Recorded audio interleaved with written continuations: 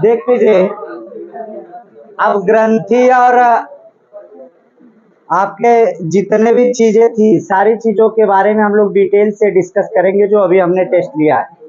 आपके question total के total बात हुई थी 20 क्वेश्चन मैंने आपको दिया था टेस्ट में।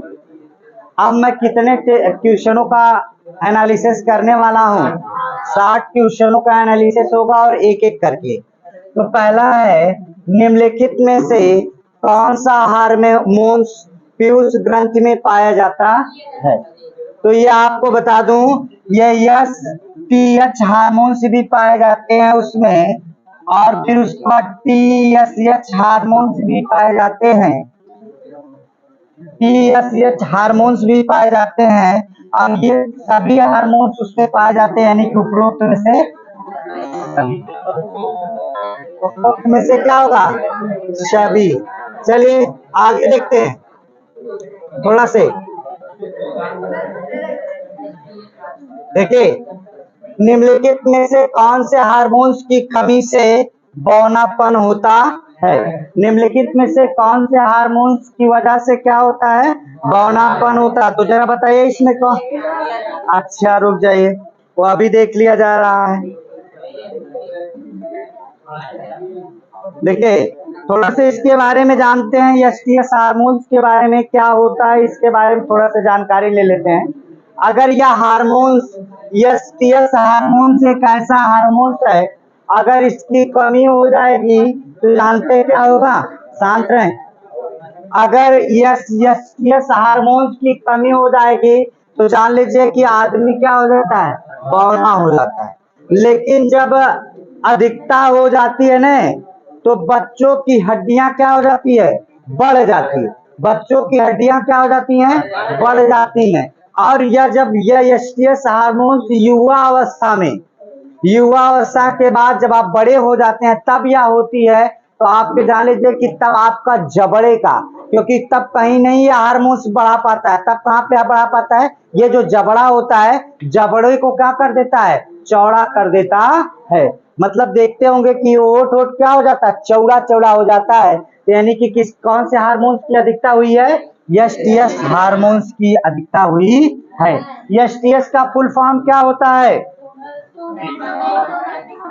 क्या होता है? सोमैटोट्रोपिक हार्मोन। क्या होता है? सोमैटोट्रोपिक हार्मोन्स। यह हमारा क्या करता है? अगर इसकी अधिकता हो जाएगी तो आप क्या करेंगे? हड्डियां बढ़ जाती हैं बचपन में, और कमी होंगी तो बौनेपन हो जाते हैं। अगर युवा अवस्था में इसकी अधिकता हो जाती है तब क्या हो जाता है? या तब आपका जबड़े का आकार क्या हो जाता है? बढ़ जाता है।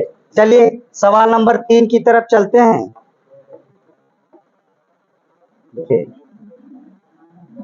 ये देखिए, यहां से निम्नलिखित में से किस हार्मोन्स को बर्थ हार्मोन्स या मिल्क इंजेक्शन हार्मोन्स कहते हैं? जो बर्थ हार्मोन्स होता है या मिल्क हार्मोन्स के नाम से जानते हैं, तो उसको हम क्या जानते हैं? ऑक्सीटोसिन। यानी कि जब आप देखते होंगे कि क्या होता है, माता जी को दूध नहीं होता है, या बच्चे को, जब यह बच्चा क्या होता है, पैदा होने वाला होता है, उससे पहले माँ की ओवरी को ये सिकोड़ता है और सिकोड़ कर प्रेरित करता है, जिसके बाद यानी कि गर्भ से जो गर्भ होगा, माता जी का गर्भ होगा, गर्भ के बाद और फिर बच्चा जब पैदा हो जाता है तो यह बहुत तेजी से काम करता है, जिसमें ऑक्सीटोसिन पाया जाता है। इसी के वजह से माता जी के अंदर क्या होता है? दूध होता है, जिसकी वजह से बच्चा दूध को पीता है। और दूध में अगर दूध के पीएच मान की बात करें तो कितना होता है? दूध का पीएच मान कितना होता है? 6.4 होता है, 6.4 होता है। फिर उसके बाद आपकी बात हो कि दूध में क्या पाया जाता है, तो आपको क्या पाया जाता है? लैक्टोज पाया जाता है। क्या पाया जाता है? लैक्टोज पाया जाता है।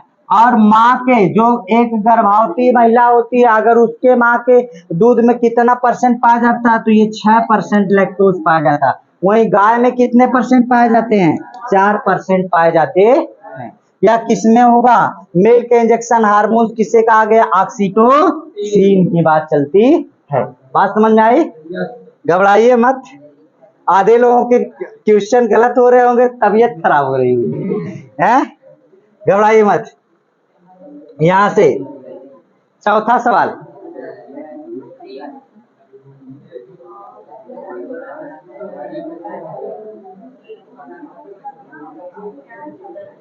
देखिए यही चीज, किस हार्मोन्स के अल्प श्रावण से डायबिटीज डायबिटीज और उसके बाद आपका डायबिटीज बीमारी होती है, तो ये कौन सी होती है आपका? यहां से बैक्सोप्रोसिन के प्रेसिन क्या होता है?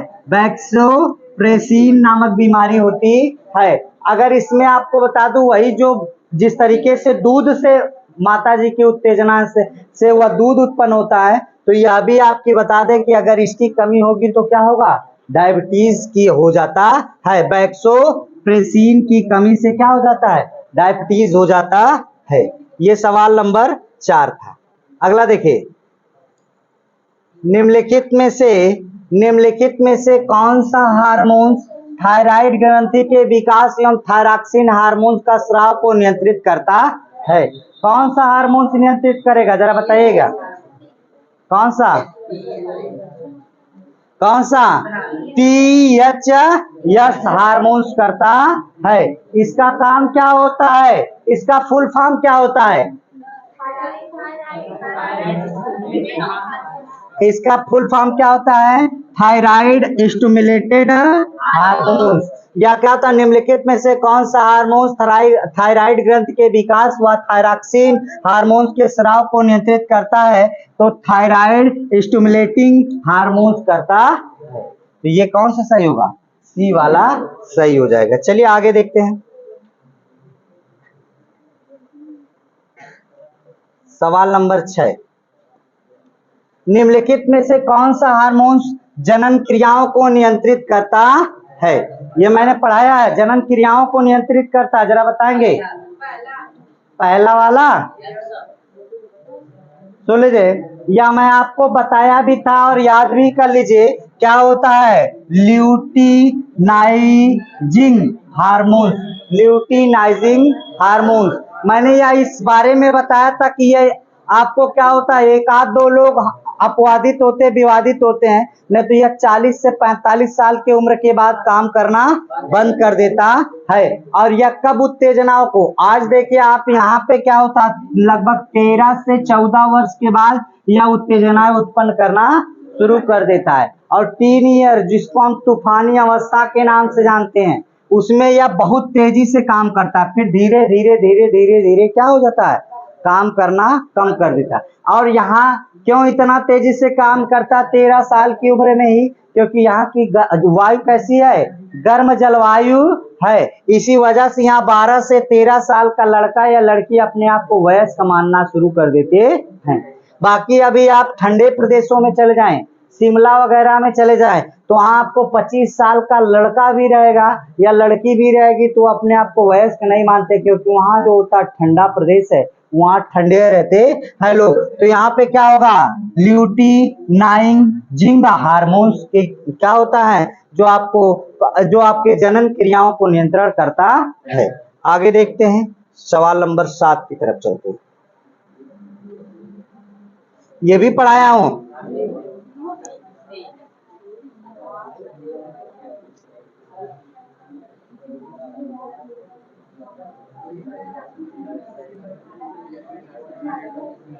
कौन सा? यहाँ देखिए तीसरा, हाशिमोटो। यह आपका हाशिमोटो एक ऐसे आपका थायराइड ग्रंथि होती है जो आत्महत्या की क्या कहते हैं? थैली कहा जाता है। उसी दौरान मैंने ब्लड की भी आत्महत्या की थैली बताया था, WBC RBC, मतलब आत्महत्या की थैली। वहां पे क्या हो जाता है? प्लीहा होता है। यहाँ क्या होता है? हाशिमोटो होता है। कौन? आत्महत्या की थैली। किसकी? थायराइड की आत्महत्या कहाँ होती है? तो आप समझिएगा हाशिमोटो में होती है। क्लियर है? आगे बढ़ते हैं क्वेश्चन नंबर 8 की तरफ। चलिए,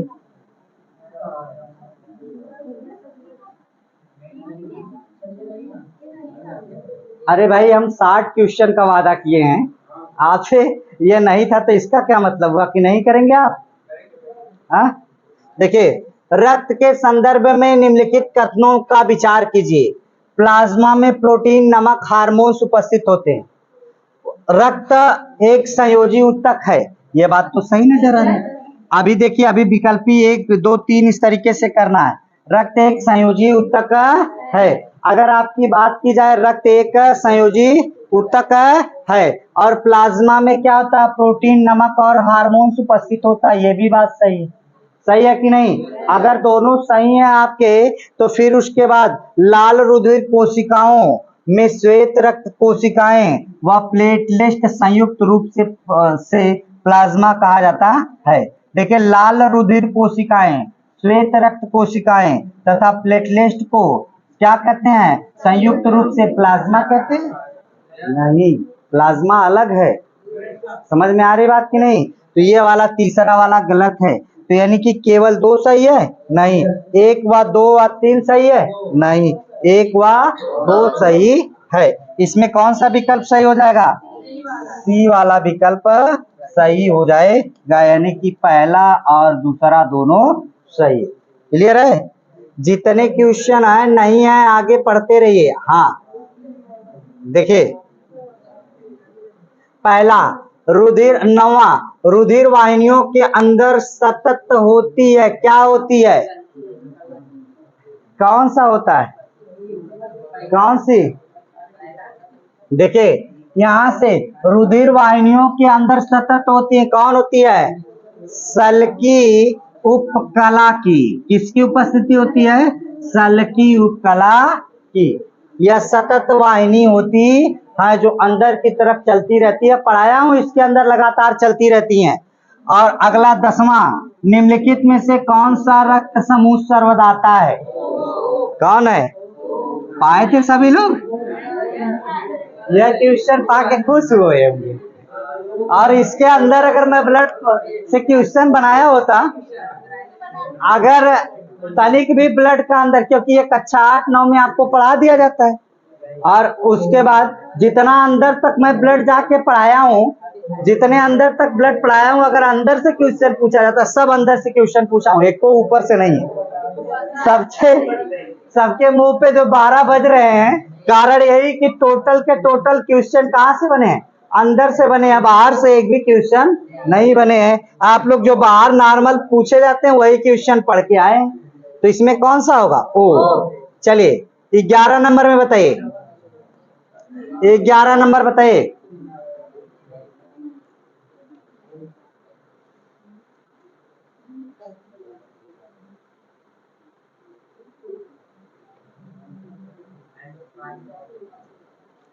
क्या कहलाएगा 11 नंबर? अंतःस्रावी तंत्र एवं इसकी कार्य प्रणाली का अध्ययन निम्न में से क्या कहलाता है? तो एंडोक्राइनोलॉजी कहलाता है। एंडोक्राइनोलॉजी कहलाता है। और ये बता दीजिए, तो ये आर्गेनोलॉजी क्या होता है? इसके बारे में कोई बता दे कि आर्गेनोलॉजी क्या होता है। इसके बारे में बता दीजिए, क्या होता है आर्गेनोलॉजी? क्या होता है आर्गेनोलॉजी? इसमें आर्गेनोलॉजी में क्या होता है? अंगों का अध्ययन क्या किया जाता है? किसका? अंगों का अध्ययन किया जाता है। क्या किया जाता है? अंगों का अध्ययन किया जाता है। आर्गेनोलॉजी में किसका अध्ययन किया जाता है? अंगों का अध्ययन किया जाता है। अंतःस्रावी तंत्र और इसकी कार्य प्रणाली का अध्ययन किसके अंतर्गत किया जाता है? एंडोक्राइनोलॉजी को। तो टेक्टोलॉजी किसके अंतर्गत आता है, जरा इसके बारे में बताइए। टेक्टोलॉजी शरीर के अंदर जो संगठन होता है, जो आपको मजबूती से प्रदान करता, अर्थात हृष्ट पुष्ट, सुडौल, ये सारे अध्ययन किसके अंतर्गत आता है? टेक्टोलॉजी के अंतर्गत आता है। सिंडेइस्मोलॉजी क्या होता है? सिंडेइस्मोलॉजी किसके अंतर्गत आता है? इसमें जानते हैं, कंकाल, जो हमारी हड्डियां होती हैं, कंकाल और पेशियों का अध्ययन किया जाता है। इसमें किसका अंतःस्रावी व इनके कार्य प्रणालियों का अध्ययन किया जाता है। इसमें क्या अंगों का अध्ययन किया जाता है। इसमें किसका अध्ययन किया जाता है, किसका अध्ययन किया गया इसमें? हाँ, शरीर के अंदर संगठनों का। और शिंडे इस्मोलॉजी के अंतर्गत क्या था, कंकाल का अध्ययन किया जाता है। आज भुला गया, टेस्ट हुआ नहीं, जिस वजह से कुल भुला गया है, कोई बात नहीं है। फिर आप बढ़े चले। निम्नलिखित में से कौन सी ग्रंथि एक अंतःस्रावी ग्रंथि नहीं है जो अंदर की तरफ होती है? बाह्यस्रावी ग्रंथि और अंतःस्रावी ग्रंथि कौन सी होती है? लार ग्रंथि, ये बाहर की तरफ होती है। अगर बात की जाए अंतःस्रावी ग्रंथि की, तो अंतःस्रावी ग्रंथि क्या किसके माध्यम से चलती हैं? नलिका के माध्यम से चलती हैं, जबकि बाह्यस्रावी ग्रंथियों को नलिका। अच्छा सुन लीजिए, सॉरी, एक बार ध्यान से समझें। जो लार ग्रंथि होती है उसमें नलिका होती है? बाह्यस्रावी ग्रंथि में नलिका होती है और अंतःस्रावी ग्रंथि नहीं होती है। देख लीजिए, जो बाह्यस्रावी ग्रंथि होती है इसमें नलिका पाई जाती है, जबकि अंतःस्रावी ग्रंथि में नलिका नहीं पाई जाती है। तो ये पीयूष ग्रंथि, थायराइड ग्रंथि, पैराथायराइड ग्रंथि, ये सब किसके अंतर्गत आएंगे? अंतःस्रावी ग्रंथि के अंतर्गत आएंगे। जबकि लार ग्रंथि किसके अंतर्गत आएगी? बाह्यस्रावी ग्रंथि के अंतर्गत आएगी। बाह्यस्रावी ग्रंथि का और भी नाम बता दीजिए कुछ। श्वेत रुधिर बाह्यस्रावी ग्रंथि, पसीना, और क्या? आंख से आंसू, लार, और क्या? श्लेष्मा, और क्या क्या? सब लिखा है, एक को नहीं याद है। चलिए कोई बात नहीं। निम्नलिखित में से कौन सी मिश्रित ग्रंथि है? मिश्रित ग्रंथि किसे कहा जाता है? जिसमें नलिका कुछ दूर तक नलिका के माध्यम से जाती हैं और कुछ दूर तक बिना नलिका के माध्यम से जाती हैं, उसे हम क्या कहते हैं? मिश्रित ग्रंथि कहते हैं। ये पीयूष ग्रंथि कैसी ग्रंथि है? पीयूष ग्रंथि कैसी ग्रंथि है? अंतःस्रावी ग्रंथि है। और ये श्लेष्मा कौन सी है? बाह्यस्रावी ग्रंथि है। आंसू, आंसू बाह्यस्रावी ग्रंथि है। अग्नाशय कौन होती?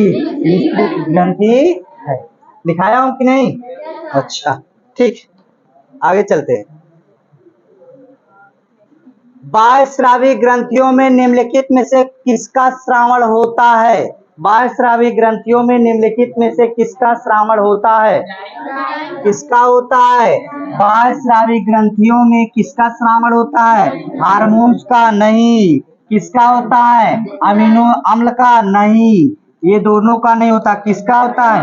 एंजाइम का होता है। बाह्यस्रावी ग्रंथियों में निम्नलिखित में से किसका श्रावण होता है? तो किसका होता है?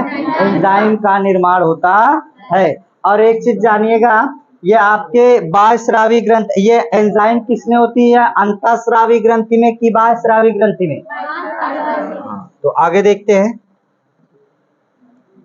सवाल नंबर अगला। निम्नलिखित में से किस ग्रंथि को मास्टर ग्रंथि कहा जाता है? पीयूष ग्रंथि को मास्टर ग्रंथि कहा जाता है, यही ना? अच्छा आगे देखो, आया था। मानव के शरीर में सबसे बड़ी अंतःस्रावी ग्रंथि कौन सी है? आपके मानव के शरीर में सबसे बड़ी अंतःस्रावी ग्रंथि कौन सी है? जरा इसके बारे में बताइए। सुन लीजिए, अगर बात की जाए मानव के शरीर में सबसे बड़ी अंतःस्रावी ग्रंथि की, तो पहले प्रश्नवा पढ़ लिया करिए भैया। यकृत चिल्ला रहे हैं, अपने तो कंफ्यूज हो रहे हैं, दूसरे को भी कंफ्यूज कर रहे हैं। ये पूरे शरीर की सबसे बड़ी ग्रंथि होती है। कौन? यकृत। अगर यहाँ अंतःस्रावी आ गया, मैं पढ़ाया था तो उस समय बताया था, अगर अंतःस्रावी ग्रंथि आ जाए तो कौन सी ग्रंथि हो जाती है? थायराइड ग्रंथि हो जाती है। अगर सबसे छोटी ग्रंथि की बात कर दें तो पीयूष ग्रंथि हो जाती है। पढ़ाया हूं, बता दो। अगर पूरे ग्रंथियों में सबसे बड़ी ग्रंथि की बात कर ले तो यकृत होती है, लेकिन अंतःस्रावी ग्रंथियों की बात कर लें तो सबसे बड़ी कौन हो जाएगी? थायराइड। और सबसे छोटी कौन हो जाएगी? पीयूष ग्रंथि हो जाती। अपने तो टेंशन में आते, हम टेंशन में डाल देते, अरे कैसे ये गड़बड़ हो जाएगा। ठीक है बाबू, चलिए आगे देखते हैं। थायराइड ग्रंथि में निम्नलिखित में से किस हार्मोन का स्रावण होता है? जरा बताइए, इसमें कौन सा? थायराइड ग्रंथि में निम्न में से किस हार्मोन का स्रावण होता है? तो कौन सा होगा? थायरॉक्सिन ग्रंथि का स्रावण होता है। थायरॉक्सिन हार्मोन का क्या होता है? स्रावण होता है। चलिए आगे देखते हैं, इसमें बताइए जड़ जमता नामक रोग कैसे? जड़ मानवता नामक रोग निम्नलिखित में से किस हार्मोन्स की कमी से होता है? ये बताया हूं। जड़ मानवता रोग निम्नलिखित में से किस हार्मोन्स की कमी से होता है? यही थायरॉक्सिन हार्मोन्स की कमी से कौन होता है? जड़ मानवता रोग। मतलब आपको बात की गई थी, जड़ मानवता रोग जैसे खतरनाक बीमारियां किसकी कमी से होंगे? यही थायरॉक्सिन हार्मोन्स की कमी से होंगे। आगे देखते हैं, निम्नलिखित में से कौन सा आहार नाल प्रारंभिक भाग कौन सा है? निम्नलिखित में से आहार नाल का प्रारंभिक भाग कौन सा है? आहार नाल का सबसे पहला भाग पाचन तंत्र से क्वेश्चन है। सबसे पहले आपको पाचन तंत्र से क्वेश्चन है, ये जरा बताइएगा। सबसे पहले भोजन कहाँ जाता है? मुख गुहा में जाता है। मुख गुहा से कहाँ जाता है? ग्रसनी में से कहाँ जाता है? अमाशय में। अमाशय से कहाँ जाता है? छोटी आंत। छोटी आंत से कहाँ जाता है? बड़ी आंत से कहाँ जाता है? रेक्टम। रेक्टम से कहाँ जाता है? बाहर निकल जाता है। तो सबसे पहले क्या होता है? मुख गुहा। यही ना बताया गया है। मुख गुहा में ही आपके जो दांत से पहले कूचा काचा जाता है, तोड़ा फोड़ा जाता है, फिर टाइलिन की माध्यम से, लार्वा के माध्यम, टाइलिस, इमाइलेज और क्या होता है आपका डाइस्टेज, इन सब के माध्यम से भोजन को अंदर की तरफ ढकेला जाता है। ग्रसनी में कोई पाचन नहीं होता। फिर कहाँ पहुंचता है भोजन? अमाशय में। अमाशय के 3 भाग आपका कौन कौन सा था? Cardiac, fundic, pyloric. इन तीनों भाग से होकर गुजरता है। आवाज ना करिए बाबू, ठीक है? आवाज करेंगे नुकसान आपका होगा। अपने तो डिस्टर्ब हो ही रहे हैं, और जो बच्चे बहुत जिम्मेदारी से पढ़ते हैं बेचारे, उनको भी डिस्टर्ब कर रहे हैं आप लोग। और मैं जान रहा हूं कितने ईमानदार हैं आप लोग, ठीक है? इसको मत बताइए मुझे। जीभ में सबसे पिछले भाग किस प्रकार का स्वाद का अनुभव करता है? जीभ का सबसे पिछला भाग अगर बात की जाए तो सबसे पिछला भाग किसका करता है? कड़वे का। सबसे पिछला भाग किसका करता है? कड़वे का। तो अगला भाग किसका करता है? अगर आपके अगले भाग की बात करें तो किसके बात करता है? जीभ जो होगा, इसके पिछले भाग की बात की जाए तो सबसे पिछला भाग कौन होगा? कड़वा। अगला भाग कौन करेगा? ये पिछला होता है, ये पिछला। और फिर उसके बाद आपका यहां से देखिए, यहां से ये पिछला होता है। मीठा कौन सा होता है? अगला। खट्टा कौन होता है? मध्य। कौन वाला भाग करता है? मध्य वाला भाग करता है। अगर आपकी बात करें तो यहाँ पर आपकी बात हुई थी कि कौन सा नमकीन कौन करता है? आगे के किनारे वाला। आगे के किनारे वाला कौन सा? आगे के किनारे वाला। थोड़ा सा ध्यान से समझिएगा। अगर बात की जाए अगला भाग क्या करता है? मीठा। और आगे के किनारा वाला भाग क्या करता है? नमकीन। और मध्य भाग क्या करता है? खट्टा। और कड़वा भाग क्या का? पिछला भाग कड़वा। अभी देखिए, जब आप खट्टा खाते दांत एकदम आपका कोट हो जाता है तो आप यहाँ नहीं लेते, हमेशा बीच जबान निकालेंगे, बीच में रख के खाते हैं। इमली उमली इमली इमली को हाँ यहाँ रखते हैं, यहाँ रखते हैं और खाते हैं, लेकिन खाएंगे जरूर, भले कितना हो खट्टी रहती है। तो अब समझ में आया जीभ का ये स्वाद।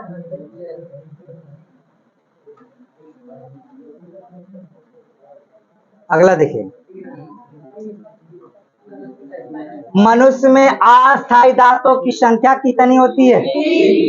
20 होती है। और अस्थायी दांतों की संख्या कितनी? 12। अस्थायी दांत जो होते हैं ये 12 होते हैं, अस्थायी कितने होते हैं? 20 होते हैं। और पुनः ये क्या होते हैं? दूध वाले दांत कहे जाते हैं। क्या होते हैं? दूध वाले दांत। दूध वाले दांत, दूध वाले दांत कहे जाते हैं। और फिर पुनः यह जामता है। मनुष्य के पूरे जीवन काल में कितना दांत? 52 दांत जामता है। और ये जो दांत होता है इसके 3 भाग होते हैं। कौन से भाग होते हैं? पहला एनामेल होता है। क्या होता है? एनामेल। और फिर हाँ, दूसरा क्या होता है? Chamber, dentine, dentine. और तीसरा क्या होता है? चेम्बर होता है। आगे वाले दांत को, ये आगे वाला दांत जो होता है चिंतक होता है। उस ये जो मांसाहारी का सबसे बड़ा होता है, हाथी वगैरह का सबसे बड़ा होता है। फिर उसके जस्ट बगल में कौन होता है? ना ना ना, ये रदनक, ये आगे के बाद यहाँ क्या होता? रदनक या केनाइन कहते हैं। मांसाहारी जानवरों के ये दांत बड़े होते हैं, शेर, चीता या फिर सांप के बड़े होते हैं। फिर उसके बाद यहाँ से अग्रक चौड़क, जिसको हम क्या कहते हैं? प्रीमोलर। फिर उसके बाद क्या होता है? चौड़क मोलर होता है। यही हमारे दांत की संख्या थी। तो कितनी होगी अस्थायी? 20 होंगी। चलिए, गर्भदंती से क्या प्राय? गर्भदंती से क्या? गर्तदंती से क्या प्राय? गर्तदंती का मतलब क्या होता है? जब जबड़े में दांत हो, जानते हैं? 13 साल से लेकर ये 25 साल के बीच में, 13 साल से लेकर कितने साल के बीच में? 25 साल के बीच में ये गर्तदंती दांत निकलता है। जब जबड़ा का दांत निकलता है तो बड़ा दर्द होता है। समझ में आ रही बात की नहीं? तो जबड़े में धसे हुए दांत को ही क्या कहते हैं? जो गर्तदंती दांत कहते हैं। अर्थात जो दांत जबड़े की हड्डियों में धसे होते हैं उसे हम क्या कहते हैं? गर्तदंती कहते हैं। समझ में आ रही बात की नहीं? क्लियर? क्या हुआ मतलब? बाबू, गर्तदंती का मतलब जो अंदरमा धसल रहा है, अब निकली का हो अलग से, जो मांस में निकला वही पूरे दांत को तो बात किया हूँ, वही दांत है ना। अब इसकी अलग से संख्या रहेगी? अरे भाई पूरी मैं आपको पहला क्या, मोलर, प्री मोलर, और फिर उसके बाद क्या हुआ, कैनाइन, इंसीजर, सबको तो बता दिया। 32 के अलावा आपके पास कोई दांत हो तो उसका नाम बता दे। ठीक है, देखिए, भोजन को चीरने और फाड़ने का कार्य कौन करता है? चीरने फाड़ने का काम कौन करता है? कौन करता है? रदनक करता है। तो चीरने और फाड़ने का काम कौन करता है? रदनक करता है। और उससे पहले कुतरने का काम कौन करता है? आपका कृंतक करता है। और फिर उसके बाद फिर उसको पीसने का काम कौन करता है? अक्षवर्णक करता है। तो चलिए, इतनी चीजें अगर ये समझ में आ गई हो तो आगे बताऊं। दांत से तो है क्वेश्चन। चलिए, मानव के शरीर में कौन सा सबसे कठोर भाग होता है? मानव का सबसे कठोर भाग होता है एनामेल, फीमर, मस्तिष्क, और यहाँ से ओंडोब्लाटस। ओंडोब्लाटस तो क्या होगा जरा बताइएगा, क्या होता है? हाँ, फीमर क्या होती है? जांग की हड्डी होती है, सबसे बड़ी हड्डी होती है फीमर। समझ में आ रही बात कि नहीं? अगर इसके बाद यहाँ फीमर होती तो उसके नीचे क्या होता? पटेला। फिर क्या होता? फिर टिबिया, फिर फेबुला, फिर टार्सल, फिर मेटाटार्सल, फिर फ्लेंजिस। ये पैर की हड्डियां नहीं होती हैं? एक पैर में कितनी हड्डी? दूसर के पैर में? हाथ में कितनी हड्डी? यहाँ 30, इसमें कुल कितना? 120। यहाँ पे ये कौन? ह्यूमरस। ये क्या? ये क्या? ये क्या? कार्पल। और ये क्या? ये क्या? इसमें कितने? इसमें कितने? इसमें कितने? इसमें कितने? 8। इसमें कितना? कुल मिला के 30 हो गया। 60 है, 30 60। और उसके बाद दो यहाँ होती हैं, कौन सी? Beauty bone. यहाँ पे ब्यूटी बोन्स आपका क्या होता है? ये ब्यूटी बोन्स होता है। इसके बाद यहाँ पे क्या होता है? 2 ठो पखुरा या स्कैपुला। फिर उसके बाद यहाँ पे क्या होता है आपका? पेल्विक। ये पेल्विक होता है। यहाँ पे कितनी? 2 हड्डी, 2 यहाँ, 2 यहाँ, और आपकी क्या? 2 यहाँ। कुल कितना? 6। यही 126, 120 उधर हुई थी और 6 ये 126 हड्डियां क्या होती हैं? चलायमान होती है, गतिमान होती है। यही ना बात हुई थी। तो यहाँ से फीमर कहाँ से होगा? फीमर नहीं होगा, इनामेल हो जाएगा। दांत के जो ऊपर का भाग होता है, अगर इनामेल क्षरण हो जाए ना, आपका क्षरण हो जाएगा, तो फिर उसके बाद क्या होगा? अगर एनामेल का क्षरण हो गया तो डेंटाइन को बचा नहीं पाएंगे, इसलिए डेंटल क्लिनिक के नाम से जाना जाता है। और जो डेंटल क्लिनिक में क्या होता है, यही समस्या होती है कि वो आपको डेंटल क्लिनिक डेंटल क्यों नाम दिया जाता है? क्योंकि वो किसको बचाने का काम करते हैं? डेंटाइन को बचाने का काम करते हैं। अगर एनामेल खत्म हो गया ना, तो फिर उसके बाद क्या होगा? ये आपके पानी लगना शुरू होगा, दर्द होना शुरू हो जाएगा। और इसी एनामेल को बचाने का काम अर्थात किया जाता है। और यही एनामेल इतना मजबूत होता कि पा जाए तो आप चावल और धान गेहूं में जब भोजन करते हैं तो उसमें कंकड़ पत्थर भी हो तो उसको भी कुछ के फेंक देते हैं। और यही एनामेल मजबूत होता तो ऊख चू डालते हैं, जिसको हम ईख या गन्ना कहते हैं। और यही मजबूत हो तो आप कसैली भी फोड़ते हैं लोग, जो पनमा खाते दतवा से कैसे को तोड़ते हैं? कसैलिये को तोड़ते हैं। और जब दांत कमजोर हो जाता है तो क्या करते हैं? वो आपका कसैली का भीगी हुई सुपारी खाना शुरू कर देते हैं। तो एनामेल मजबूत रखिए, ठीक है। और जब आप गुस्सा में जाते, कोई किसी को, जब छोटा बच्चा होता है झगड़ा वगड़ा करता है, ना पार पाता तो क्या कहे? काट। और जब काट लेगा तो क्या होगा? इंजेक्शन लगवा लीजिएगा अगर कोई काटा होता है, नहीं तो पागल हो जाएंगे, कुछ दिन बाद भगवान के प्यारे हो जाएंगे। चलिए, स्तनधारियों के लार में निम्नलिखित में से कौन सा एंजाइम पाया जाता है? कौन सा एंजाइम पाया जाता है? अब आपकी बात किया जाए, स्तनधारियों में क्या होता है? टाइलिन एंजाइम पाया जाता है। अब ये बताइए, क्या टाइलिन ही पाई जाती है? मुख्य रूप से टाइलिन होती है, क्या लाइसोजाइम नहीं पाई जाती है? पाई जाती है। इसका कार्य क्या होता है? कीटाणुओं का मारना। और पेप्सिन का कार्य?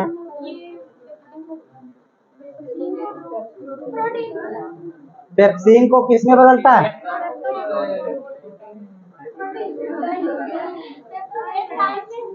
अच्छा, पेप्सिन किस में बदल देता है? पेप्टोन में। चलिए, कुछ नहीं याद है आप लोग। अगला देखिए, ग्रास नली व अमाशय के मध्य, ये जो ग्रास नली होती है, ये ग्रास नली होती है, और ये इधर आपका क्या हो जाता है? अमाशय। अमाशय के मध्य कौन सा भाग जो अमाशय को पुनः ग्रास नली में लाने का काम करता है?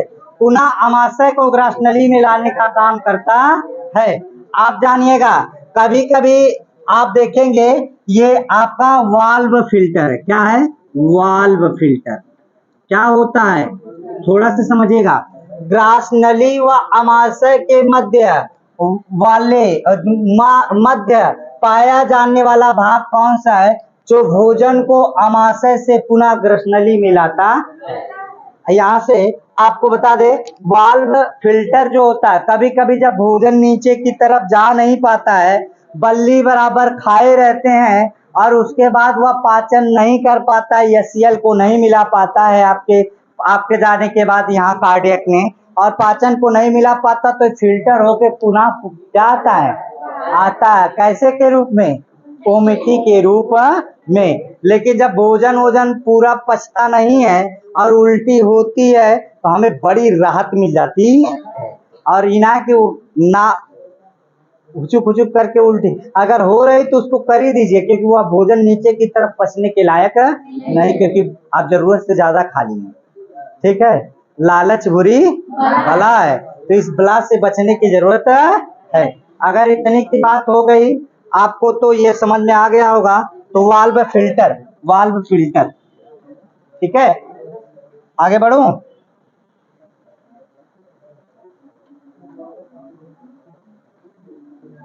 अमाशय में पेप्सिन एंजाइम का निम्नलिखित निम्न से में से कार्य है, क्या करना कार्य है अमाशय में, जरा बताइएगा, सोचिए।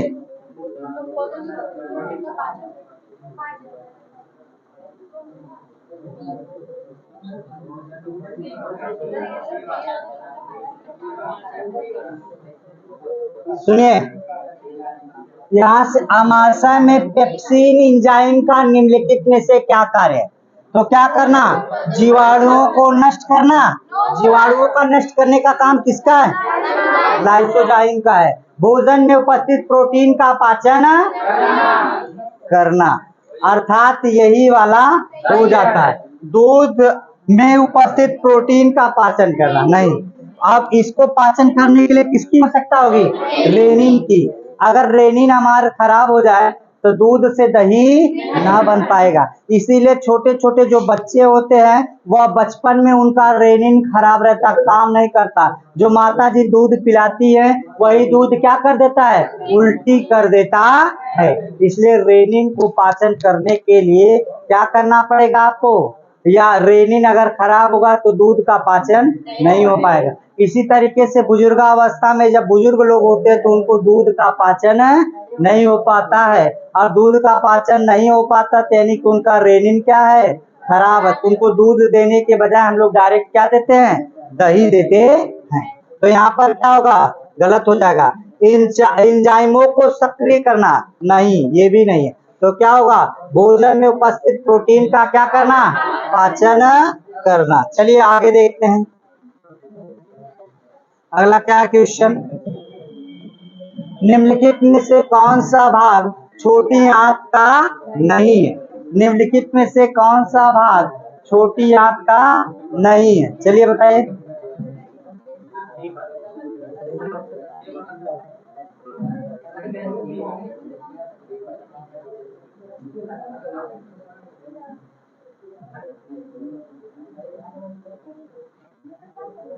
कौन सा नहीं होगा, देखिए निम्नलिखित में से कौन सा भाग छोटी आंत का नहीं। छोटी आंत आप देखेंगे तो यहाँ पर आप जो होता है इसको हम किस नाम से जानते हैं, ग्रसनी के नाम से जानते हैं। इसको हम किस नाम से जानते हैं, ग्रसनी। ये आपकी छोटी आंत में पाया जाएगा नहीं। ये ग्रहणी भी पाया जाता है, मात्र तंत्र भी पाया जाता है, शेषात तंत्र भी पाया जाता है, जिसको मैं अंग्रेजी में वहां बताया हूँ आपको एक एक करके। जो इस तरीके से जो आप बनी हुई थी आईजेके के रूप में, इस तरीके से आपको बना के बताया था, बकायदे से आपको समझाया हूँ। अमाशय में जाके पढ़ लीजिएगा, यहाँ पढ़ाना शुरू कर दूंगा तो बड़ा लंबा हो जाएगा। पित्त रस का स्राव निम्नलिखित में से कहाँ होता है, कहाँ पर होता पित्त रस का स्राव, कहाँ होता, कहाँ पर होता है, यकृत में। पित्त रस का पीएच मान कितना होता है इसका, 7, 6 कितना से, 6.4 से कितना होता है, 7.4 तत्व का है। ये किसका होता है, पित्त रस का होता है।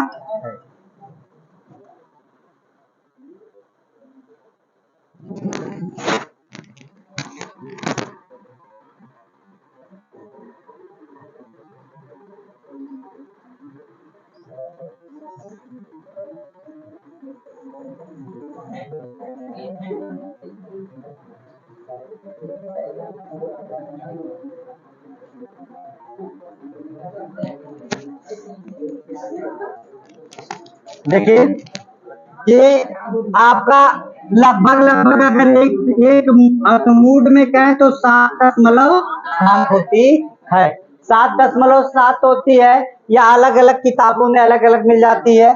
और लेकिन अगर मैक्सिमम होगी तो 7.7 होती है। इसका कार्य क्या होता है? पित्ताशय का भंडारण करना। इसका काम क्या होता है? पित्ताशय का भंडारण करना। पढ़ाया हूँ? चलिए, ठीक,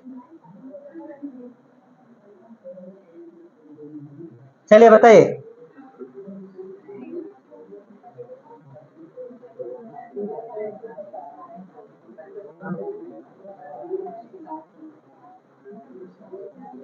क्या होगा? शरीर में प्रोटीन के विघटन के फलस्वरूप बनने वाले नाइट्रोजनीय क्षारक अमोनिया को यूरिया में परिवर्तित करता है।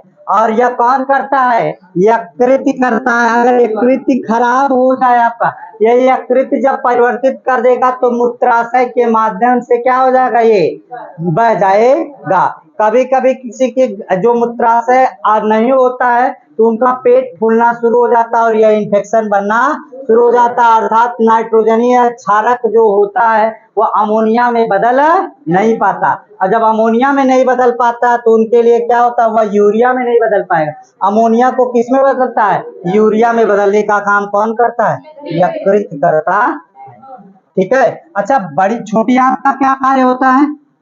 भोजन का पाचन करना। बड़ी आंत का कार्य क्या? पानी का पाचन करना। समझ रहे कि नहीं? और यह अग्नाशय का,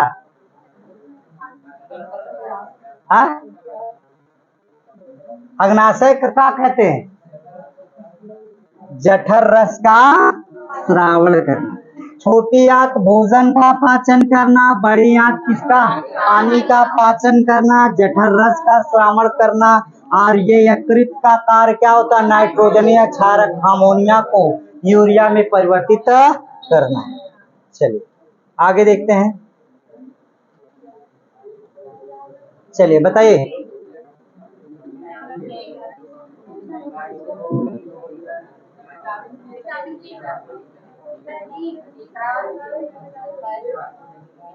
प्रोटीन, एक प्रोटीन जो मानव शरीर में रक्त जमने से रोकने का कार्य करता है। अरे बच्चा, विटामिन के अगर हो जाएगा नहीं तो ये तुरंत ब्लडवा जम जाएगा, और ब्लड जम जाएगा फाइब्रिनोजेन बनाना शुरू कर देगा। समझ में आ रही बात की नहीं? और ये हेपरीन क्या करती है? जो ही ब्लड जो वायु के संपर्क में आता है, शांत रहें, ब्लड जो ही वायु के संपर्क में आता है तुरंत हेपरीन काम करना बंद कर देता है। उसके बाद कौन काम करता है? विटामिन के क्लॉटिंग करना शुरू कर देता है, फाइब्रिनोजेन में बदलना शुरू कर देता है। लेकिन जो ही 4 से 5 मिनट में ब्लड का थक्का जमा, उसके बाद क्या करना शुरू कर देगा? ये आपको हेपरीन ब्लड के थक्का जमने से रोकता है।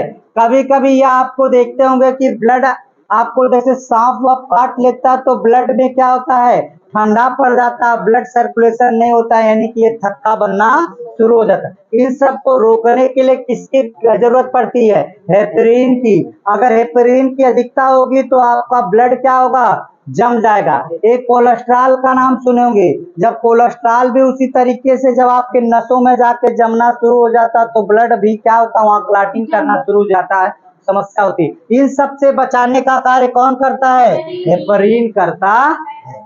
सब पढ़ाया हूं लेकिन एक चीज नहीं याद हो रही भैया। शल्य चिकित्सा द्वारा पित्ताशय को हटा देना क्या कहलाएगा? जरा बताइए, शल्य चिकित्सा द्वारा पित्ताशय को हटा देना क्या कहलाएगा?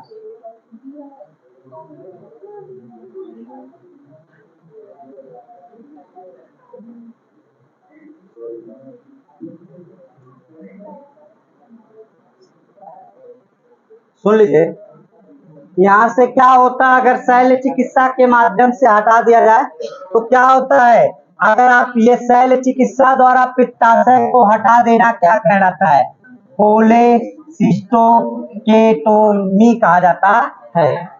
वो तो यहाँ से कोलेसिस्टेकेटोमी कहा जाता है, कोलेसिस्टेकेटोमी कहा जाता है। अगर यही चीज आप जानते होंगे, दूरबीन के माध्यम से पथरी को हटा देना जानते होंगे, जिसको हम अल्ट्रासोनिक विकिरण कहते हैं। जो आप दूरबीन के माध्यम से पथरी आपकी हटा दी जाती है, वो जिसको हम अल्ट्रासोनिक विकिरण कहते हैं। यहाँ पर क्या होता है, अगर शल्य चिकित्सा के द्वारा को हटाना हो तो कोलेसिस्टेकेटोमी कहा जाता है। समझिएगा, आगे बढ़ते हैं। आगे देखिए, निम्न में से कौन सा पाचक एंजाइम अग्नाशय रस में पाया जाता है? किस में पाया जाता है? अग्नाशय रस में पाया जाता है। तो कौन सा पाया जाता है? ट्रिप्सिन पाया जाता है अग्नाशय रस में, पाया जाता है एमाइलेज पाया जाता है, लाइपेज पाया जाता है। उपरोक्त में से सभी पाए जाते हैं। आगे बढ़ूं।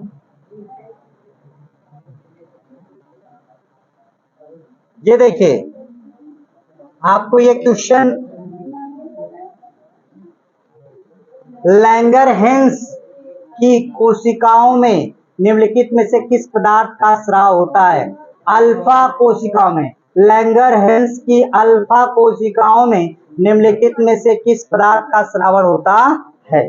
जरा इसके बारे में बताइए, लैंगरहैंस के बारे में। किसका? यहाँ से लैंगरहैंस की अल्फा कोशिकाओं में निम्नलिखित में से किस पदार्थ का स्राव होता है? ग्लूकागोन का श्रावण होता है।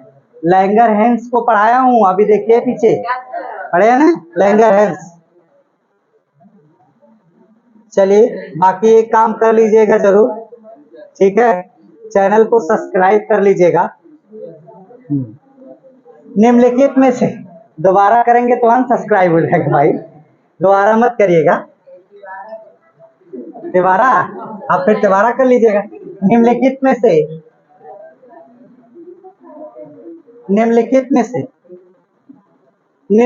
में से कौन सा अंग विटामिन का संचित करता है? विटामिन, निम्नलिखित में से यकृत में कौन सा विटामिन संचित होता है? कौन सा संचित करता है, जरा बताइए। ए व बी दोनों क्लियर है? अच्छा, निम्नलिखित में से यकृत का संचित कौन करता है? विटामिन ए व बी दोनों, विटामिन ए व डी दोनों, मतलब ए भी करता है और डी भी करता है। चलिए देख लीजिए, अगला देखते हैं।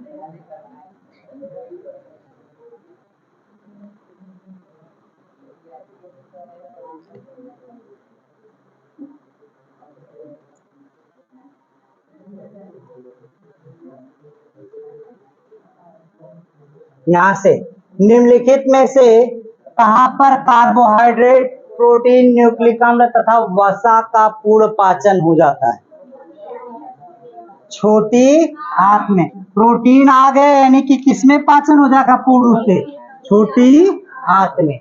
प्रोटीन आ गया यानी कि छोटी आंत में। सब काम हम खत्म करके किसको देता है भोजन को? बड़ी आंत को। बड़ी आंत में केवल किसका पाचन होता है? पानी का पाचन होता है। बाकी अब सारा काम खत्म कर देता कौन? छोटी आंत। तो यहाँ पे कौन सा होगा? छोटी आंत। अच्छा, बड़ी आंत में अगर 1% पानी की कमी हो जाए तो क्या होगी? और 10% कमी हो जाए तो क्या? मर जाएंगे। समझ रहे हैं कि नहीं? आगे देखिए, निम्नलिखित में बड़ी आंत का प्रमुख कार्य क्या है? जल का अवशोषण करने का कार्य, उपचयित भोजन को शरीर से बाहर निकालने का कार्य, प्रोटीन का संश्लेषण करने का कार्य। तो कौन सा सही होगा? कौन सा सही होगा? ए व बी दोनों। अगर बात की जाए तो इस आपकी आंख की बात की जाए तो लगभग कितनी मोटाई होती है और कितनी लंबाई होती है? आप बता दीजिए बड़ी आंख की मोटाई और लंबाई जरा। देखिए 1.5 मीटर लंबाई होती है और क्या होती है? 4.7 4.7 होती है। याद करिए फिर से 6.7 होता है। कितना होता है? 6.7 सेंटीमीटर क्या होता है?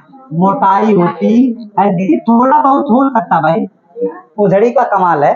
मतलब जेकर ज्यादा मोट ओट पेट ओट हो ढेर का ओकर तनी मोट ओट कर रही और जेकर तनी कम रही ओकर औसतन रही।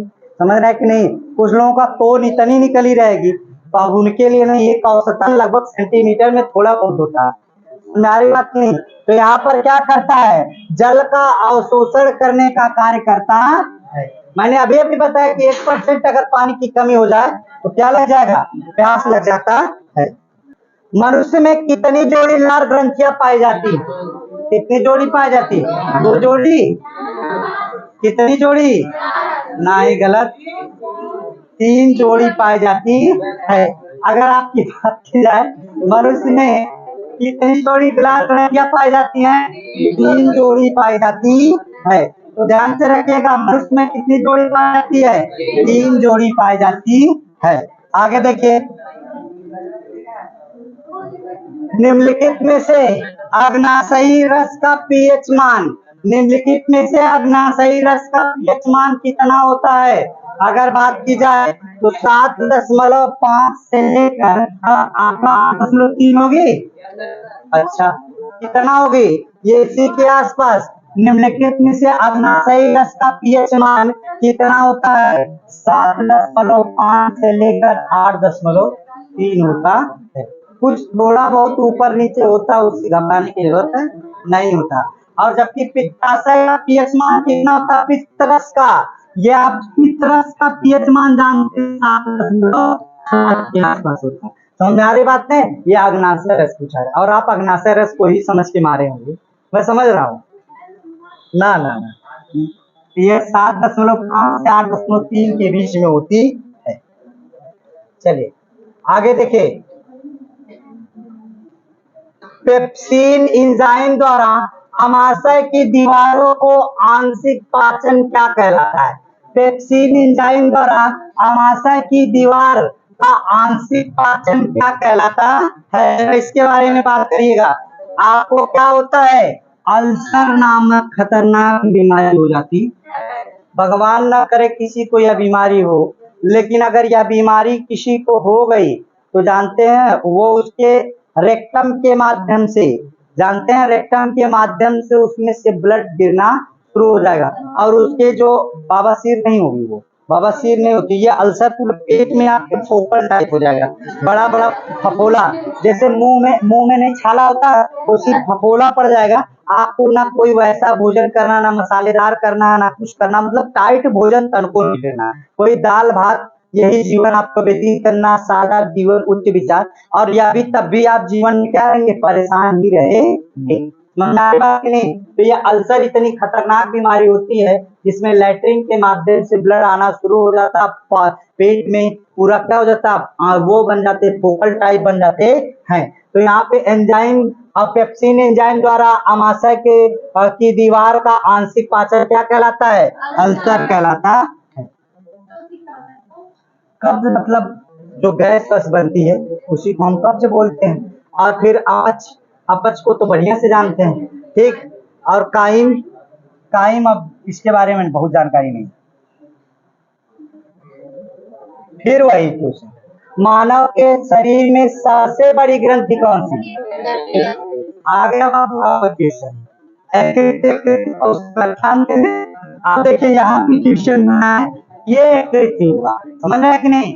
वहां आपका वो दूसरा था और यहाँ प्रश्न दूसरा। अब देखिए आप संतुष्ट हैं? ठीक, कोई बात नहीं।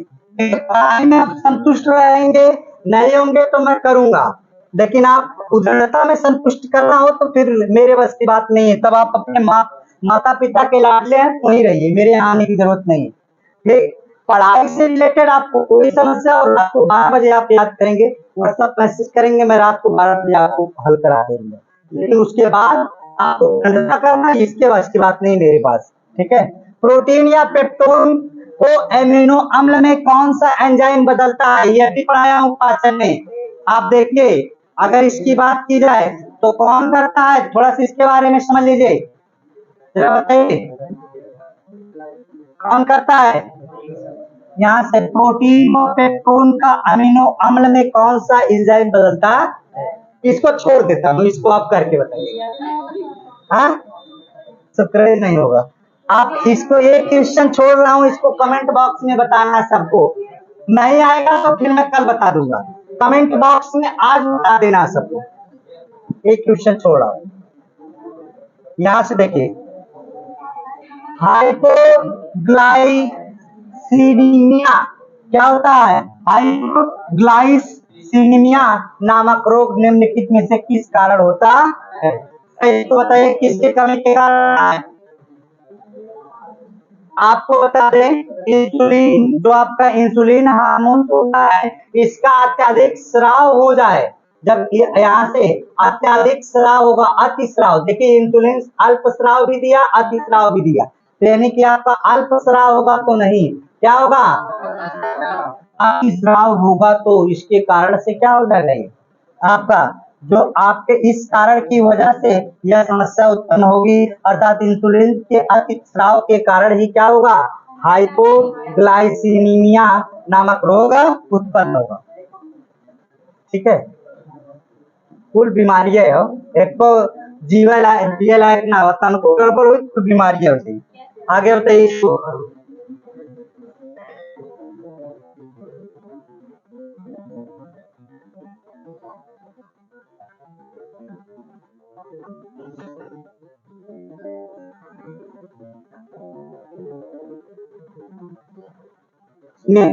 निम्नलिखित में से दृष्टनली की दीवारें संकुचन और प्रसारण की गति कहलाती, मतलब फैलती है और बटूरती है, फैलती है और बढ़ती है, जिसकी वजह से भोजन का क्या होता है, पाचन होता है, जिसको क्या कहा जाता है, क्रमानुकुचन कहा जाता है। क्या कहते हैं, क्रमानुकुचन कहते हैं।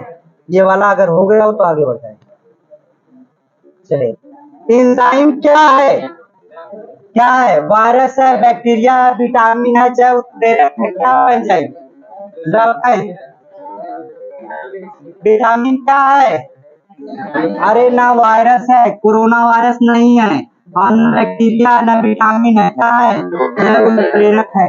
एंजाइम जैव उत्प्रेरक कहाँ से मिलता है, आपको मैंने बताया था ना कि कभी कभी आप एक खमीरा का नाम सुने होंगे, खमीरा का नाम सुने होंगे, और जितने भी आपको बता दूं, जितने भी आपके आपके पाचन संबंधित आपकी दवा बनाई जाती है, चाहे वो भूसी ही क्यों ना हो, किसी की भी, तो पेड़ों की खाल से ही बनाई जाती है, या फिर खमीरा की बात हुई थी, या फिर घर में गुलगुला माता जी लोग बनाती हैं, बनाती है, उसका क्या करती है, एक दिन पहले से ही क्या कर देती है, साथ ही उसमें क्या करती है, पायरे फंजाई और कवक उत्पन्न होना शुरू हो जाता है। खमीरा जो तंदूर बनाया जाती है उसमें भी क्या किया जाता है, डाला जाता है, जिससे वह रोटी क्या करे, फूले, और पेट में खाने के बाद बात की नहीं, पेट में खा लेंगे तो और फूल जाएगी, तो इस वजह से यह कौन है, जैव उत्प्रेरक है।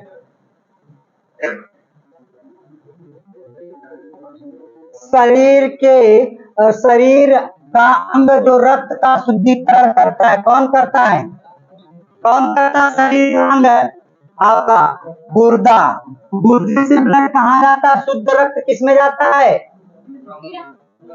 अरे सीधा धमनी, धमनी के कौन से भाग में, महाधमनी, धमनी, छोटी धमनी, केशिका में ब्लड कैसा होता है, फिर उसके बाद किसमें से, फिर किसमें, छोटे सिरा पे, छोटी सिरा नहीं होता, सिरा होता है, फिर उसके बाद और इसमें धमनी में किस स्पीड पे लग जाता है? 120। और आता कैसे? शुद्धि ऐसे धमनी में ब्लड शुद्ध होता है शिरा है, और शिरा से ब्लड बुलाता है, इसको देता है हृदय को देता है, और हृदय क्या करता है? उसको शुद्ध करने का काम करता है, यानी कि गुर्दा। ठीक, आगे बढ़ो।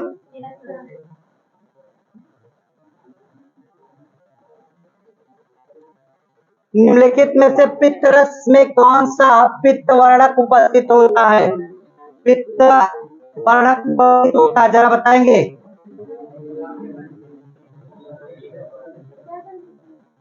क्या होता है? ये बिलरुबिन का नाम सुने हैं? इसके कमी से क्या होता है? पीलिया। कमी से अधिकता। बिलरुबिन अगर ज्यादा हो जाएगी तो आपका बिलरुबिन की अधिकता के कारण कौन सा रोग हुआ? पीलिया रोग हो जाता है। और यहाँ से लिम्बर्डिन भी, उसमें बिलवर्डिन भी पाया जाता है, यानी कि बी और डी। और बिलरुबिन की अगर अधिकता हो गई तो पीलिया, और बिलरुबिन के कारण ही हमारे लैट्रिन कारण कैसा होता है? पीला होता है। या क्या होता है? पित्त रस में कौन सा पित्त उपस्थित होता? तो बिलरुबिन भी होता, बिलवर्डन भी होता, बर्डिन भी होता है, जिसमें ए व बी दोनों होता है। क्लियर है? चलिए आगे बढ़ता, ठीक है ना।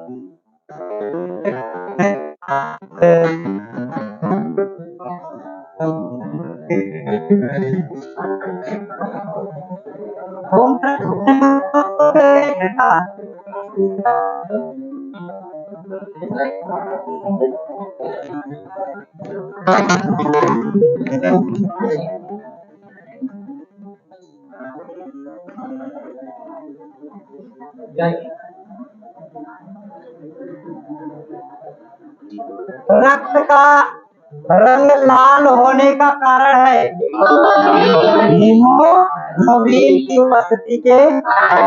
हीमोग्लोबिन कितने दिनों तक जीवित रहता है? 120।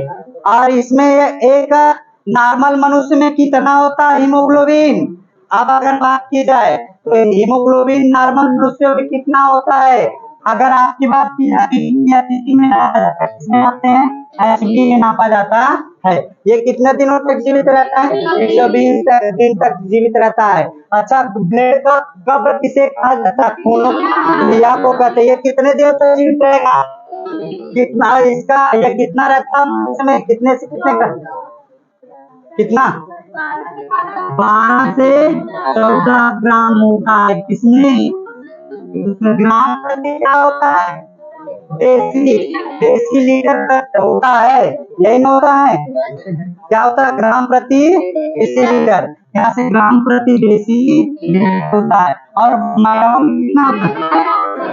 13 से 11 से 13 होता है ग्राम प्रति देसी लीटर होता है ये, क्योंकि ये जो औरतों में ब्लड आयरन की कमी के कारण होता है। समझ आ रही बात है? आयरन अगर बात की जाए तो किसके खाने से ज्यादा मिलेगी? पालक हो गया, चुकंदर हो गया, गुड़ हो गया, इन सब चीजों को खाने से आयरन की मात्रा पूरी हो जाएगी। चलिए आगे देखते हैं। रक्त है, क्या है? संयोजी ऊतक है। रक्त क्या है? तरल संयोजी ऊतक होता है। अरे पढ़ाया हो भाई रक्त में। चलिए आगे बढ़ो। ऑक्सीजनित रक्त प्रवाहित होती है। ऑक्सीजनित रक्त प्रवाहित मतलब ऑक्सीजन को ले जाती, कौन ले जाती है? धमनी ले जाती है। कौन ले जाती है? और शीरा किसको लाता है? आपका नहीं, धमनी व शीरा दोनों नहीं, गलत होगा। कौन होगा? धमनी। क्लियर है? आगे देखते हैं 51 नंबर। रक्त रक्त संचरण व रक्त परिसंचरण की खोज किसने किया था? विलियम हार्वे ने किया था। पढ़ाया हूँ। रक्त की पहचान के लिए महत्वपूर्ण रक्त समूह को खोज करने वाला खोजकर्ता, रक्त के आपके ब्लड ग्रुप को खोज करने वाला कौन है? जरा बताएं। कौन थे? Karl and. अच्छा, चलिए तो अब आपकी रक्त तो होंगे कार्ल लैंड स्टीनर साहब होंगे। विलियम हार्वे किसका खोज किए थे? परिसंचरण की। और ग्रुपों में किसने बांटा था? कार्ल लैंड स्टीनर ने। अरे इतना रुपये थे कम है। सर्वग्राही एबी, सर्वदाता होता तो यही होता। समझारी बात नहीं। ग्रुप में बांटा हूँ, बकायदे से आपको समझाया हूँ कि कौन सा ब्लड किसको दे सकता, कौन किसको ले सकता। सारी चीजें आपको पढ़ा दी गई है। आगे देखे, सामान्य मानव के खून में बहने का समय और जमने का समय क्रमशः होगा। बहने और जमने का समय क्रमशः होगा। कितना कितना होगा? जरा बताएं। बहने और जमने का समय, देखिए आपको बता दूं, जो बहेगा वो खून के बहने का 2 से कितना होता है? 7, और जमने का 3 से 10। समझ में आ रही बात की नहीं? और जब जम जाता है, जमने में फाइब्रिनोजेन काम करना शुरू कर देता है, और जो ही जम जाता है फिर विटामिन के काम करना शुरू कर देती है। वो क्या नाम उसका? यहाँ पे विटामिन के काम करती है और फाइब्रिनोजेन में बदलती है। और यहाँ पर क्या करता है? कौन काम करना शुरू कर देता है? कौन सा? हेपेरिन। क्यों हेपेरिन काम करेगा? क्योंकि ब्लड का थक्का न जमे। तो यहाँ से 7 से आपका कितना होगा? 2 से 7 मिनट में बहता है और 3 से 10 मिनट में जमना शुरू हो जाता है। जब ही 2 मिनट बहना शुरू हुआ तब तक क्या करेगा? जो आपका ये विटामिन के होगा वो खड़बड़ा जाएगा। अरे भैया कहाँ से कमी हो रही है?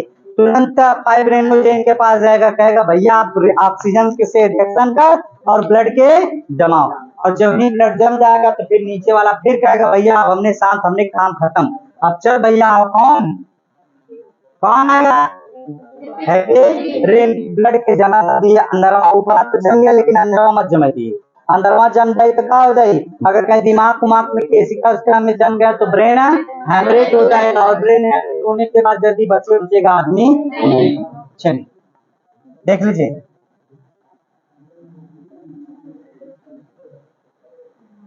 निम्नलिखित में से कौन सा अशुद्ध रक्त का संचरण करती है?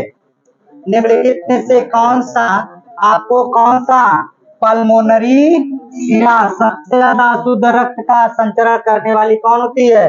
पल्मोनरी शीरा होती है। आगे देखिए, रक्त का थक्का बनाने में फाइब्रिनोजीन व फाइब्रिन में परिवर्तन करने का भाग लेने वाला एंजाइम होता है। कौन सा एंजाइम होता है? इसको पूरा डिटेल से मैंने आपको किया है। कौन होता है? थ्रोम्बिन। कौन सा होता है? थ्रोम्बिन, अर्थात फाइब्रिनोजेन और फाइब्रिन को परिवर्तित करने में भाग कौन लेता है? एंजाइम थ्रोम्बिन एंजाइम का भाग लेता है। आगे देखिए, हीमोग्लोबिन क्या है? पौधे और पत्तियों में पाए जाने वाला पदार्थ। गलत। बोन मैरो में पाया जाता वाला पदार्थ। अभी कुछ सही। मानव के रक्त में पाए जाने वाला पदार्थ है। सही। और यहाँ से प्यूटरी ग्रंथि से निकलने वाला स्राव है। तो कौन सा होगा? मानव रक्त में पाए जाने वाला पदार्थ है। ये बात समझ में आ गई? मानव रक्त में पाए जाने वाला पदार्थ है। आगे कोई दिक्कत नहीं। आगे बढ़ते हैं। अगर अग्नाशय में खराबी होती है तो क्या होगा?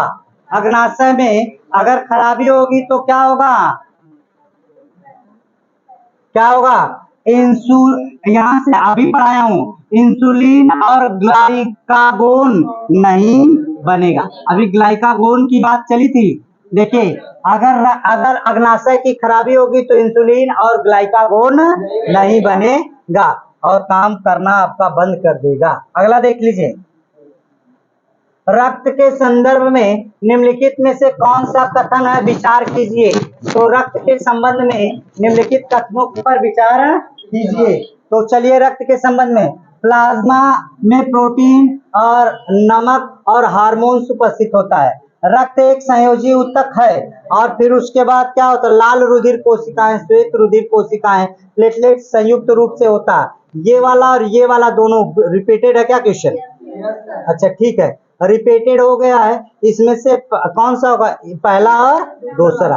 अंतिम क्वेश्चन, रुधिर वाहिनियों के अंदर की सतत होती हैं, क्या होती हैं? सल्की उपकला की। ये यहीं पे आपका क्या होता है? समाप्त होता है। सल्की उपकला की, यहीं पे आपका ये पूरा आपका 60 क्वेश्चन, जैसा मैंने आपसे वादा किया था कि 60 क्वेश्चन आपको लाऊंगा और 60 क्वेश्चन मैंने क्या किया है? आपको करवाया है। एक एक क्वेश्चन अपने जीवन में बहुत ही इंपॉर्टेंट है, मेहनत से पढ़िए और एकदम से कम माता पिता के, जिस दिन आपने अभी कल एक लड़का जो आया था ना, देखें, कम से कम आपके माता पिता जी, आपके वजह से आपका नाम रोशन हो, ये ना हो कि आपकी वजह से माता पिता गार्जियंस आए घर पे से यहाँ और वहां मैं आपकी शिकायत करूं, समझ रहे हैं कि नहीं? ऐसी घटना घटित होगी तो आपका नुकसान होगा, आप किसी लायक नहीं रह जाएंगे। ठीक है, इसलिए माता और पिताजी के विश्वास को कभी मत खोइए और जिस दिन आप माता पिता जी के विश्वास को खो दिए उस दिन में दुनिया में आपके पास कुछ रहेगा नहीं और आप अपना आप बिगाड़ रहे हैं, माता पिताजी का नहीं। पिताजी उसके कहे कि बाबू जिस दिन 350 रुपया कमा के लाओगे ना तब समझ में आएगा, अब तुम लाना कल से 350 रुपया, तब भोजन मिलेगा। और आप लोग बड़े सौभाग्यशाली हैं, ये जानिए, और इसका सदुपयोग करिए, दुरुपयोग मत करिए। ठीक है, जो ये आपकी उत्तेजित अवस्था है ना, मैं समझ रहा हूँ, लेकिन इसमें कंट्रोल करने की कोशिश करिए और जिस दिन तक आप नहीं कर पाएंगे ना फिर जिंदगी में कुछ कर नहीं पाएंगे, ये जान लीजिए बाबू।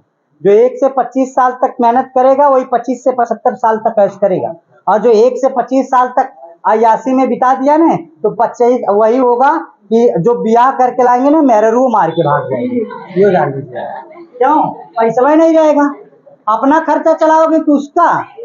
और यहाँ तो आपको सिगरेट चाहिए पीने के लिए दारू चाहिए, कहाँ से आएगा? 350 रुपया कमाओगे तो कहाँ से लाओगे? और 2-4-10 हजार एक दिन में कमाओगे तभी ना हो पाएगा। मेहनत कर लो, नहीं तो फिर जिंदगी में कुछ नहीं, किसी लायक नहीं रह जाओगे, ये जान लो। ठीक है।